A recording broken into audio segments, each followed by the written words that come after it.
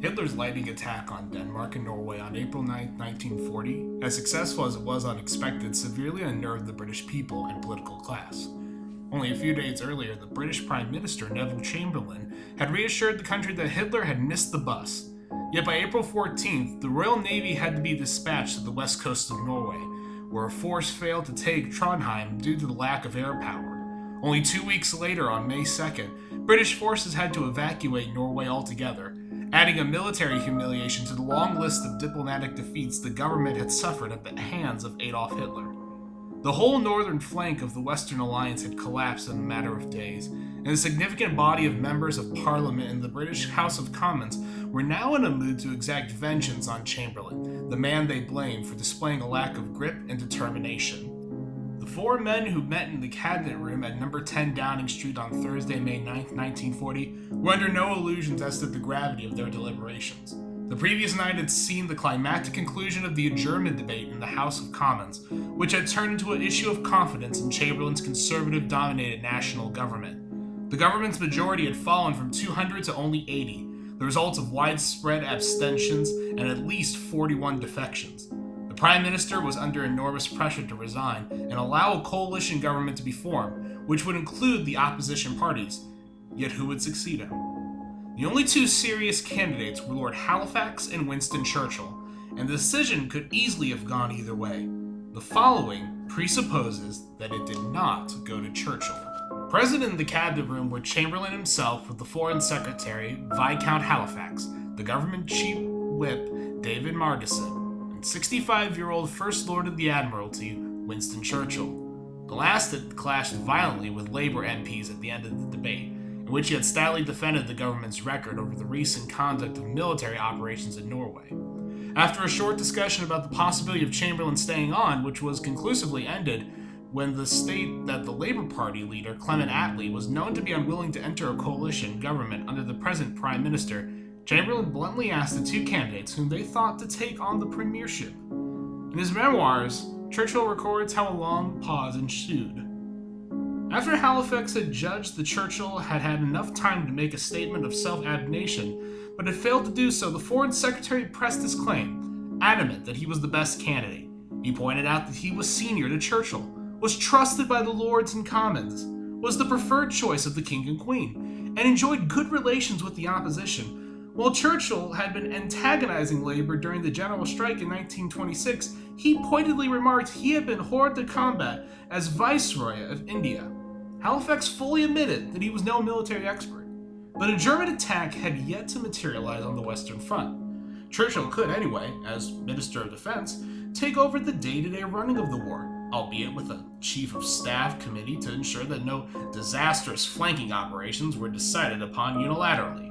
A clear reference to Churchill's role in the planning of the Gallipoli campaign a quarter century before. The primary task of a wartime premier, Halifax contended, was to keep national morale high, which required avoiding histrionics on the wireless and in Parliament.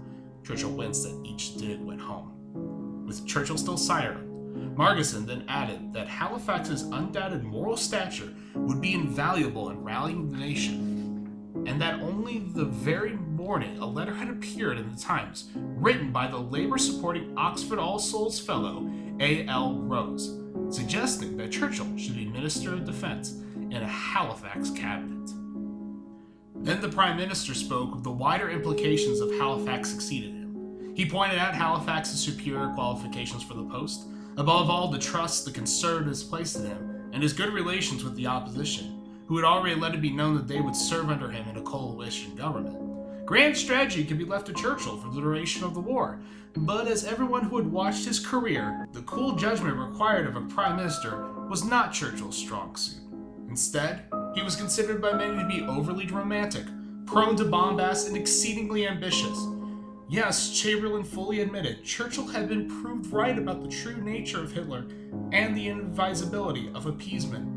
But now was not a time to look back to the past, and anyhow, the Munich Agreement had bought the crucial year of peace with which Britain had boosted her air defenses. Stick to the war, Winston, seemed to be the united cry of outgoing Premier, the royal family, The majority of the cabinet, senior opposition figures, the Times, the Tories, the House of Lords, the city, and the higher reaches of society. Most importantly, though, it was emphatically Halifax's view also. Churchill knew that were he to refuse to serve in a Halifax ministry, he would be accused of putting his personal ambition before his patriotic duty at a time of grave national crisis. Churchill had been advised to stay silent at the meeting, and thus effectively to stage a coup, but the plan had hopelessly backfired. It was clear that the premiership was Halifax's for the taking, and the best he could do was haggle for a powerful defense ministry with all-pervading powers over the Admiralty, War Office, and Air Ministry. He also tried to ask for jobs for some of his supporters. Halifax, with a perceptible tone of relief, agreed to the defense idea, but he said he could not commit himself to finding posts for all the more outre of Churchill's friends. Churchill shrugged glumly. He had done his best. May 25th, 1940 is undoubtedly the most controversial date in contemporary British history, being the day on which the Butler-Bassettini Pact was signed, bringing Britain's participation in the Second Franco-Prussian War to an abrupt end. Depending on your point of view, it was the day that the Halifax government saved the British Expeditionary Force from almost certain capture at Dunkirk and brought it safely home, or the day when a craven peace was signed that betrayed Britain's allies. Yet whichever view one takes, the facts are clear. The story of the Wehrmacht's vast flanking attack around the Maginot Line at dawn on May 10th, knocking the Allies back with its revolutionary blitzkrieg tactics, is well recorded.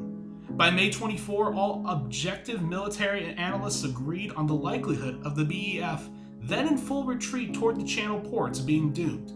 It has since been suggested that Hitler was about to halt his panzers on the ridge above Dunkirk the following day, which might have allowed the BEF a temporary respite, but that was obviously not known to London at the time. At a special cabinet meeting at 9 a.m. on Saturday, May 25th, the new Prime Minister, Lord Halifax, announced a surprise development. To general astonishment, Butler informed their colleagues that he had entered into advanced, fruitful discussions with the Italian ambassador about an immediate armistice, and that subject to cabinet approval, it would be declared effective from noon that day. The terms negotiated by Mussolini's foreign minister and son-in-law, Count Ciano in Rome, in close consultation with Ribbentrop and Hitler in Berlin, could hardly have been more favorable to Britain. In return for a complete cessation of hostilities and the signing of a 10-year non-aggression pact, Germany would allow the British Expeditionary Force to return to Britain, seek an armistice with France based on the occupation of Paris, but not move further south, and would guarantee the British Empire against attack from any third party. In return, Britain would return those African colonies confiscated from Germany by the Versailles Treaty, and would demilitarize Malta and Gibraltar. After a brief but vitriolic exchange of views in which the word traitor was leveled at the Prime Minister, Churchill, Anthony Eden, the Minister for War, Ernest Bevin, the Minister for Labour, A.V. Alexander, First Lord of the Admiralty, and Duff Cooper, Minister of Information, walked out of the cabinet and wrote their letters of resignation. The Halifax government nonetheless survived, with the Labour leader, Attlee, and the Liberal leader, Sir Archie Sinclair, viewing the pact as not particularly noble, but the very best terms that could be obtained under the extraordinary circumstances. Had the BEF been captured wholesale, as seemed the most likely outcome, it was feared that any future terms from Hitler might call into question the existence of the Royal Navy, or even the very independence of Britain herself. The war over, it was incumbent on the government to hold an immediate general election, the first since 1935. Of course, it turned into a virtual referendum on the pact, and was won by the national government with a majority of 60. Nothing like the landslide of 1931 and 1935, but enough for Halifax to govern comfortably. In the wider world, the pact had tremendous strategic implications. American support and sympathy for Britain, lukewarm in the phony war, had been growing in the fortnight campaign between May 10th and 24th, but fell away sharply once the pact was announced. The war in Europe over, American attention increasingly focused on the darkening situation in the Pacific. Meanwhile, Hitler was able, once Paris was occupied and the Reynaud government signed their own peace agreement, to concentrate on the east without any fear of having to fight a war on two fronts. His new western provinces were held with relatively few divisions, the only continental opposition to the peace being articulated by Colonel de Gaulle, who found it impossible to raise French enthusiasm for a war of revenge. German factories hitherto dedicated to U-boat production were reconditioned to build the tanks and aircraft Hitler now required for a final settling of accounts with Bolshevism. In December 1941, Japan simultaneously attacked the U.S. naval base at Pearl Harbor and the British possessions in the Far East. Germany, in accordance with its undertakings to guarantee the empire, declared war against Tokyo.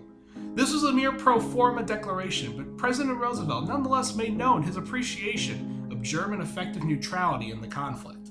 With no European war to mobilize American public opinion behind close Anglo-American cooperation, the US and Great Britain fought essentially separate campaigns in defense of their Indian Pacific Ocean interests. Failing also to pool their knowledge in the field of atomic research, the war against Japan was fought out, island by island, until the final costly victory in August 1949. As befitted a Christian gentleman, Lord Halifax steadfastly stuck to the spirit and letter of the pact, whilst prudently maintaining high defense spending on all three services. The loss of the bases on Malta and Gibraltar severely stretched the Britain's Mediterranean fleet, which had to use Cyprus as its main center of operations. When battle was joined between the German fatherland and Russian motherland, Britain and America stayed resolutely neutral, refusing to help either side, even covertly, in the struggle. The result, of course, was that when the Soviet forces finally prevailed, there was no Anglo-American presence in Western Europe when the triumphant Red Army marched on Berlin and beyond. Although the Wehrmacht had taken Moscow, which the Russians had evacuated, and captured Stalingrad and subjected Leningrad to a grueling 1,000-day siege, the final outcome was not in doubt. The combination of overlong German supply lines, appalling Russian winters, and dogged Soviet resistance with manpower easily replaced. This meant that Stalin triumphed in the end, albeit at the cost of nearly 40 million Russian dead. For all Hitler's strategic and material advantages, the sheer size of Russia and her army and the willingness to accept any privations rather than surrender began to tell against him in 1944 and 45. The watershed year came in 1945, and by January 1946, the Wehrmacht was in full retreat back to Germany's borders. Stalin felt no reason to stop his march westward once Hitler had committed suicide in the ruins of Berlin in April 1946, and the Third Reich lay crushed beneath the Soviet heel. Indeed, the lack of any help from Britain or America in his struggle, and their complete military absence from the European theater, probably goaded him on. In the spring of 1946, Stalin picked up the rest of Hitler's western spoils. Communist-led resistance movements in northern France, Denmark, Norway, Italy, and the Low Countries welcomed the Red Army, lynching the Quislings who had administered their countries for the Nazis.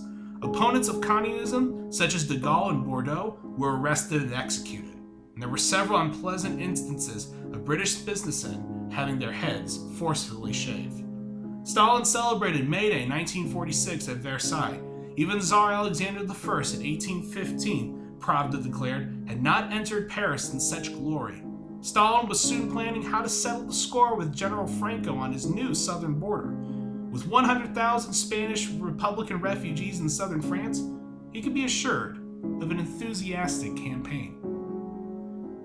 It was against this backdrop that the renegade conservative backbencher Winston Churchill made a speech entitled "The Sinews of War" at Westminster College in the small Missouri town of Fulton. At the age of 71, he'd been written off by most in British politics as a has-been and warmonger, but still retained an American following due to his opposition to the appeasement first of Hitler and now Stalin. In the past 17 years, since losing the chancellorship of the Exchequer in 1929, Churchill had only held office for 8 months between the outbreak of war in September 1939 and the coming of peace in May 1940.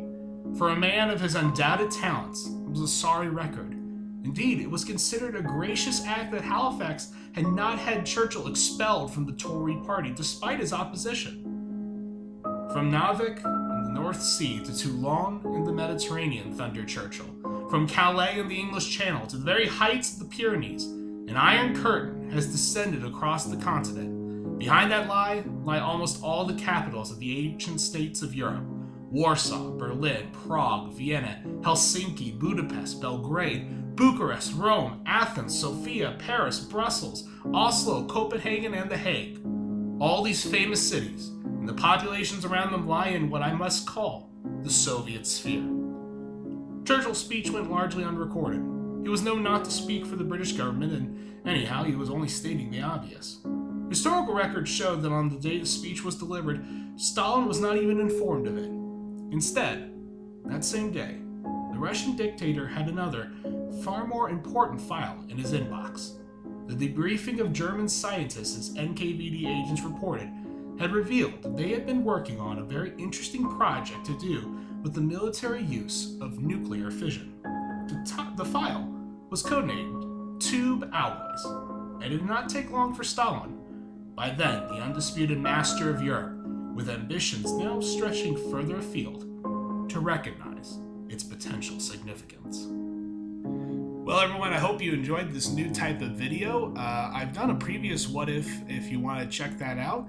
But today's video comes from a great series of essays that I've read since I was a little boy called What If?